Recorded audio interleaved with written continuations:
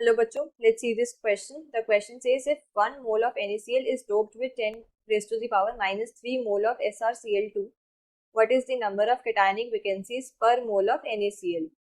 तो हमें क्या है, ये बोला है कि एक मोल NaCl को हमने डोप करा है 10 raised to the power minus 3 mole of SrCl2 से. तो कितनी cationic vacancies क्रिएट होंगी? की कॉन्सेप्ट क्या है यहाँ पर? की concept of this question is doping. Doping basically क्या होता है, जब हम एक फॉरेन सब्सटेंस इंट्रोड्यूस करते हैं स्मॉल अमाउंट के अंदर किसी प्योर क्रिस्टल के अंदर, तो उस प्रोसेस को हम डोपिंग बोलते हैं. अब इन्होंने क्या करा है कि NaCl था, मेरे पास NaCl लैटिस है. NaCl लैटिस लाइक ऐसे, यहाँ पे Na positive, Cl negative, Na positive, Cl negative, then यहाँ पे Cl negative, Na positive, Cl negative, Na positive. ये मेरे पास लैटिस है NaCl की. इसके अंदर मैंने इसे स्ट्रोंशियम क्लोराइड से डोप कर दिया. तो क्या होगा? स्ट्रोंशियम क्लोराइड क्या होता है? स्ट्रोंशियम 2+ एंड 2 क्लोराइड नेगेटिव, ऐसे ब्रेक करेंगे तो यानी स्ट्रोंशियम 2+ डाइवेलेंट आयन है. तो अगर हमारी जो लैटिस होती है इसके अंदर क्या होता है, इलेक्ट्रिकल न्यूट्रलिटी मेंटेन रहती है.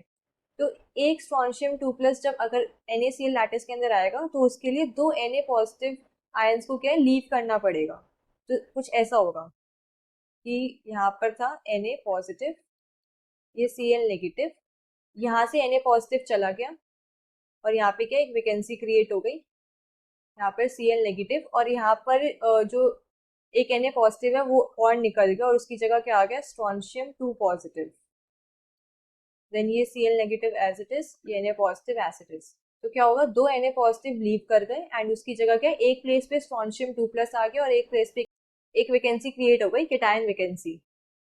सो हमें क्वेश्चन क्या बोला है कि एक मोल NaCl को हमने डोप करा है 10 raised to the power -3 mole of SrCl2 से.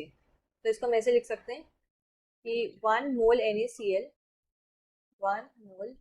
NaCl contains SrCl2 as impurity is equals to 10 raised to the power -3 moles. इतने मोल्स इम्प्योरिटी है एक मोल के अंदर. और हम ऐसे बोल सकते हैं कि एक मोल के अंदर मॉलिक्यूल्स की टर्म में अगर हम निकालें तो 10 रेज़ टू द पावर -3, उसको एवोगाड्रो नंबर से मल्टीप्लाई कर देंगे तो 6.02 into 10 raise to the power 23 molecules. यानी एक मोल के अंदर इतने मॉलिक्यूल्स हमारे पास स्ट्रोंशियम प्रेजेंट है, मतलब स्ट्रोंशियम क्लोराइड के Sr2 पॉजिटिव प्रेजेंट है. अब हमें पता है कि SrCl2 के एक मॉलिक्यूल के अंदर एक Sr2+ आयन होता है. तो स्ट्रोंशियम आयन्स कितने होंगे, मतलब इतने मॉलिक्यूल्स है मेरे पास, इतने मॉलिक्यूल्स में से स्ट्रोंशियम आयन्स कितने होंगे, Sr2 पॉजिटिव आयन्स, वो भी 6.02 into 10 raise to the power 20. और जो केटायनिक वैकेंसीज जनरेट होंगी, केटायनिक वैकेंसीज वो भी 6.02 into 10 raise to the power 20 generate होगी. क्योंकि अभी हमने देखा था कि SrCl2 अगर एक मोल आता है तो उससे एक मोल स्ट्रोंशियम 2+ आयन्स होते हैं एंड एक मोल ही केटायनिक वैकेंसीज जनरेट होती है.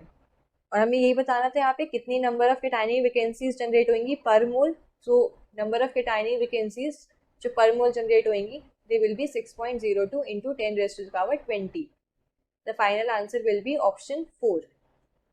Hope you understood this well. Best of luck.